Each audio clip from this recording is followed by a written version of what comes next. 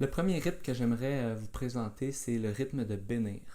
Quand on cherche à bénir quelqu'un, on cherche à soulager quelqu'un dans sa détresse, soulever un fardeau, encourager une personne pour quelque chose qu'elle nous a fait ou juste la remercier pour qui elle est. Alors quand on décide d'être intentionnel dans nos relations autour de nous, simplement le rythme de bénir, c'est se demander qui est-ce que je peux bénir autour de moi et comment est-ce que je peux bénir cette personne-là. Et la manière de le faire souvent, c'est tout d'abord, on doit apprendre à connaître les gens, savoir qu'est-ce qu'ils aiment, qu'est-ce que cette personne-là aimerait entendre, qu'est-ce qu'elle aimerait recevoir. Donc quand on pratique le rythme de bénir, on se dit simplement qui est-ce que je peux apprendre à connaître. Que ce soit, ça peut être quelqu'un dans l'église, une famille de l'église, des gens qui sont proches de moi ou que je ne connais pas, mais que je peux dire, ok, cette personne-là, je veux apprendre à la connaître.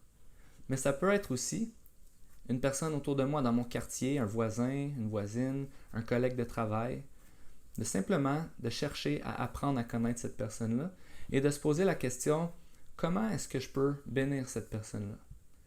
Et une façon bien simple de bénir quelqu'un, c'est lui envoyer un message d'encouragement, lui écrire un mot pour lui dire comment elle est, comment elle est une bénédiction dans vos vies.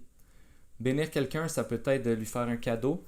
Un cadeau, ça n'a pas besoin de coûter cher, ça peut être quelque chose qu'on fait, ça peut être quelque chose qu'on offre, du temps, de l'aide. Ça peut être de faire un service, par exemple tondre le gazon dans ma cour ou celle du voisin.